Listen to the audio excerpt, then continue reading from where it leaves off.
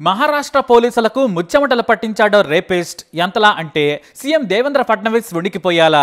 జనం సోషల్ మీడియాలో తిడుతుంటే గవర్నమెంటే షేక్ అయిపోయింది. డిప్యూటీ సీఎం కూడా ప్రెస్ మీట్ పెట్టి మరి అత్యాచారం చేసిన వాడిని పట్టుకుంటాం, ఉరిపడేలా చేస్తామని శపథం చేశారు. కానీ లాభమేంటి? నేరగాడు అంత సులువుగా చిక్కుతాడా? అత్యాచారం చేసిన వెధవ ఆచూకీ తెలిపితే లక్షిస్తామన్నారు, కానీ దొరకలేదు. అటు ఇటుగా 100 గంటల ఆపరేషన్ చేశారు. 500 మంది పోలీసులు, ఐపీఎస్ చదివిన వాళ్ళు కూడా వాడిని పట్టుకోవడానికి శ్రమించాల్సి వచ్చింది. కానీ తీవ్రమైన నేరం చేసిన వాడు దొరకాలంటే వాడే తప్పు చేయాలి. అంతే తప్ప ఎంత తెలివున్నా ఎన్ని బ్రెయిన్లు పనిచేసినా లాభం ఉండదని సీనియర్ ఆఫీసర్స్ కూడా చెబుతారు. సరిగ్గా ఇక్కడ కూడా అదే జరిగింది. మంచి పర్ఫ్యూమ్ దట్టించిన నేరస్తుడు తన షర్టు విప్పేసి వేరేది వేసుకున్నాడు. అక్కడ నుంచే వేటకొక్కలు వాసన పసిగట్టి వెంటాడాయి. అయినా సరే అంత సులువుగా ఏమీ దొరకలేదు. మళ్ళీ నేరగాడు తప్పు చేసే వరకు వెయిట్ చేశారు. చివరకు అత్యాచారం చేసిన నీచకమైనగాడు దొరికాడు. కాకపోతే ఈ వెధవ కోసం 100 మంది పోలీసులు ఏ పని చేయకుండా వాడిని పట్టుకోవడం కోసమే పనిచేశారు. జస్ట్ ఒక వ్యక్తి కోసం డ్రోన్లు, డాగ్స్, 100 మంది పోలీసులు వెంటాడితే కానీ చెక్కలేదు. వాడి పేరు దత్తాత్రేయ రామ్దాస్. వయసు 36 ఏళ్లు. నేరాలు చేయటం వృత్తి, తప్పించుకోవటం ప్రవృత్తి. ఉదయం 5 గంటలు పూణేలోని స్వార్గేట్ బస్ స్టేషన్. కాస్త పెద్దదే ఆ బస్ స్టాండ్. ఉదయం కావడంతో జనం లేరు. ఓ మహిళ సరత జిల్లాలోని ఫల్టానికి వెళ్లేందుకు వెయిట్ చేస్తూ ఉంది. అప్పుడే రామ్దాస్ ఆమె దగ్గరకు వచ్చాడు. అక్క ఎక్కడికి వెళ్ళాలని అడిగాడు. ఆమె ఫల్టాన్ వెళ్ళాలని చెప్పింది. అయితే ఇక్కడ ఆ బస్సు ఆగదక్క, ఆ చివరిలో ఉంది కదా అది అని చెప్పాడు. ఆ ప్లాట్ఫామ్ దగ్గర ఆగుతుందన్నాడు. బస్సు కూడా రెడీగా ఉంది. మరో అరగంటలో బయలుదేరుతుందక్క, రా అన్నాడు. అక్క అని పిలవడంతో ఆమె పెద్దగా భయపడలేదు. ఆమె దగ్గరున్న సంచి తీసుకుని బయలుదేరింది. అయితే బస్సు దగ్గరకు వెళ్లేసరికి భయపడింది. ఎందుకంటే ఆ ప్రాంతంలో లైట్ లేదు. చివరి ప్లాట్ఫామ్ కు దూరంగా ఉంది ఆ బస్సు. టైం కాగానే ప్లాట్ఫామ్ మీదకు డ్రైవర్ తీసుకొస్తాడని చెప్పాడు రామ్దాస్. కానీ ఆమె రానని చెప్పింది. చివరకు నేనే బస్ కండక్టర్ని, డ్రైవర్ డ్యూటీకి రాలేదు, అరగంటలో వచ్చేస్తాడు రా అన్నాడు. నేనే కండక్టర్ అన్నా కూడా భయపడిపోయింది. ఎందుకంటే మిగతా బస్సుల కంటే ఆ బస్సు చాలా దూరంగా ఉంది. అక్కడంతా చీకటిగా ఉంది. ఏదో డౌట్ వచ్చి వెనక్కి తిరిగింది. బలవంతం చేశాడు. నేను కండక్టర్ని భయమెందుకన్నాడు. దీంతో ఆమె సంచి పట్టుకొని పాపం ఎక్కేసింది. అంతే 2 అడుగులు అలా వేయగానే నోరు మూసేశాడు. బస్సులోనే సీట్ల మధ్య గ్యాప్లో పడేశాడు. అరిస్తే చంపుతానని గొంతు మీద చేయి పెట్టి నొక్కాడు. ఆ తర్వాత బలవంతంగా ఆమె మీద అత్యాచారం చేశాడు.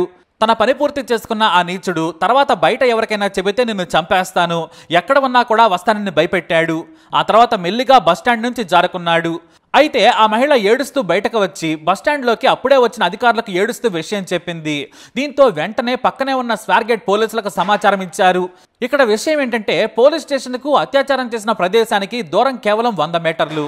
ఇక బస్టాండ్లో 14 మంది భద్రతా సిబ్బంది ఉన్నారు. కానీ ఎవ్వరూ చూడలేదు. ఒక ప్రభుత్వ ప్రదేశంలో అత్యాచారం జరిగినా కూడా రక్షణ లేని నీచమైన వ్యవస్థ మనది. దీంతో పోలీసులు వెంటనే బాధితురాల దగ్గర నుంచి వివరాలు సేకరించారు. అయితే సీసీటీవీ కెమెరాలు అత్యాచారం జరిగిన బస్సు వైపు లేవు. ఆ ప్రదేశం బస్సులను కేవలం పార్క్ చేసేందుకే వాడుతారు. అయితే మరో సీసీ కెమెరాకు చిక్కాడు నిందితుడు. ఆ వెంటనే అతను ఎవరా అని ఆరా తీయగా పాత నేరస్తుడు రామ్దాస్ అని తేలింది. దీంతో పోలీసులు రామ్దాస్ కోసం వేట మొదలు పెట్టారు. ఈలోపు సోషల్ మీడియాలో ఈ వార్త సంచలనంగా మారింది. సీఎం నుంచి డిప్యూటీ సీఎం వరకు అందరినీ జనాలు ఏకిపారేశారు. ఎన్నికలప్పుడు పెద్ద పెద్ద మాటలు చెబుతారు, పవర్లోకి రాగానే అన్ని మరిచిపోతారు. బస్టాండ్లో అత్యాచారమా, సిగ్గుచేటని తిట్టడంతో పోలీసులను పరిగెత్తించారు సీఎం. దీంతో 100 మంది వేటకు దిగారు. చివరకు రేపిస్ట్ ఆచూకీ తెలిపితే ₹1,00,000 రివార్డును ప్రకటించారు పోలీసులు. అయినా సరే దొరకలేదు. ప్రభుత్వం మీద విమర్శలు పెరగడంతో 500 మంది సిబ్బందిని అలర్ట్ చేశారు. 13 ప్రత్యేక బృందాలు రంగంలోకి దిగాయి. డాగ్ స్క్వాడ్తో పూణే చుట్టుపక్కల ప్రాంతం మొత్తం వెతికారు. కానీ రామ్దాస్ దొరకలేదు. అయితే రాత్రి 9 గంటల సమయంలో ఓ ఇంటికెళ్ళాడు రామ్దాస్. రోడ్డు పక్కనే ఉందా ఇల్లు. బయట ఓ వ్యక్తి పడుకున్నాడు. సార్ నాకు ఆకలిగా ఉంది, ఏదైనా తినడానికి ఉందా అని అడిగాడు. సరేనని లైట్ వేసి కూర్చోమన్నాడు ఆ వ్యక్తి. బయట కూర్చున్న రామ్దాస్కు 3 బ్రెడ్ ముక్కలు, మంచినీళ్లు ఇచ్చాడు.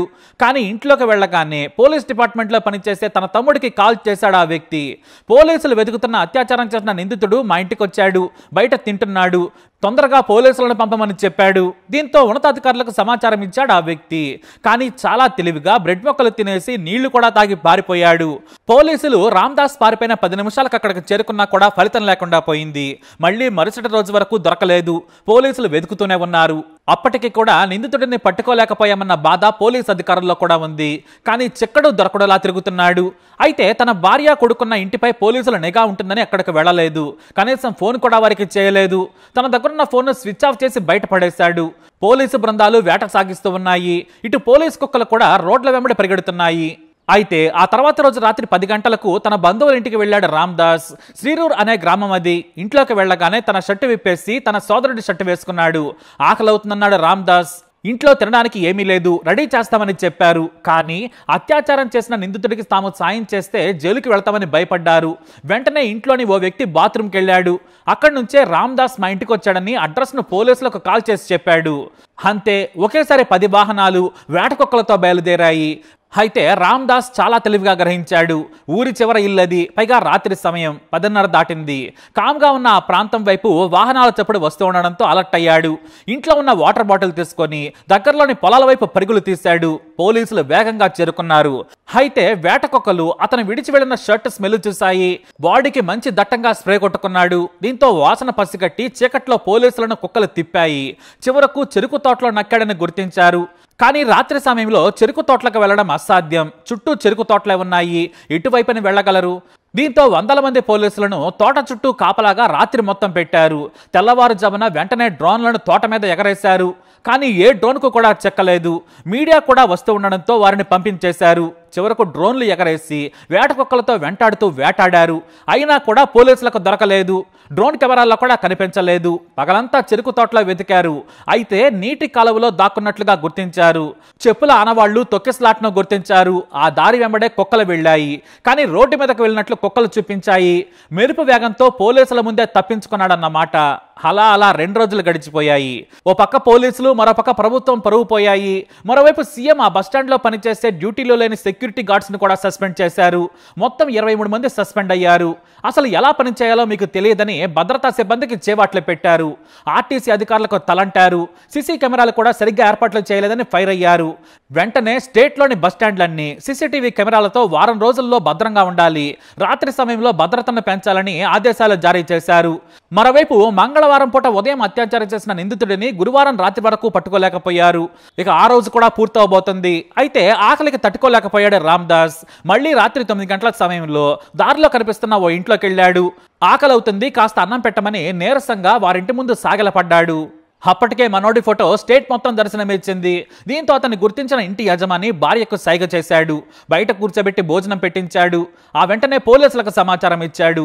అయితే భారీగా వాహనాల్లో వస్తే పారిపోతున్నాడని ఈసారి 10 బైకుల మీద పోలీసులు వేగంగా అక్కడికి చేరుకున్నారు. అప్పటికి తీరిగ్గా భోజనం చేస్తున్నాడు నిందితుడు. పోలీసులు వచ్చినా సరే తింటూనే ఉన్నాడు. పోలీసులు కూడా ఆ భోజనం అయ్యాకే అరెస్ట్ చేశారు. అయితే రామ్దాస్ మీద చాలా కేసులున్నాయి. దొంగతనాల నుంచి అత్యాచారం వరకు కేసులున్నాయి. ఈ మధ్య ఓ కేసులో బెయిల్ మీద బయటకు వచ్చాడు. మళ్ళీ అత్యాచారం చేశాడు ఈ దగుల్బాజీ.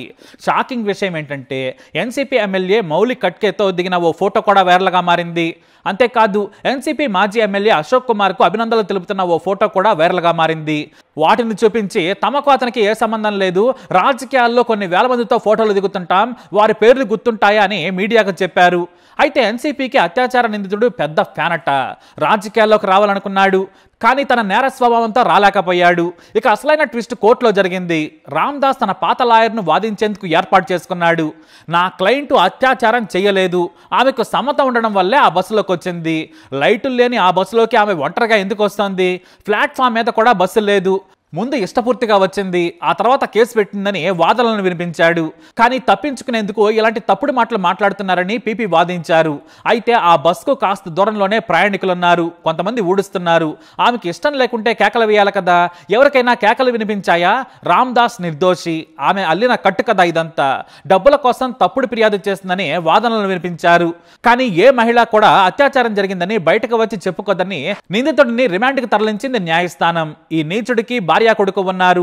కుటుంబ సభ్యులు అతన్ని వదిలేశారు. అయితే ఈ అత్యాచార నిందితుడికి ఉరిశిక్ష పడేలా చేస్తామని ప్రభుత్వం చెప్పింది. అలా మహారాష్ట్రను మొత్తం అల్లాడించాడు ఈ దుర్మార్గుడు. ఎట్టకేలకి ఇప్పుడు చెప్పకూడదు తింటున్నాడు. మరి ఇలాంటి వాడికి ఏ శిక్ష పడాలి? మీ అభిప్రాయాన్ని కమెంట్ ద్వారా తెలియజేయండి. ఇప్పుడు అప్డేట్స్ కోసం మా ఛానల్ ఫాలో అవ్వండి. అలాగే తప్పకుండా సబ్స్క్రైబ్ చేసుకోండి.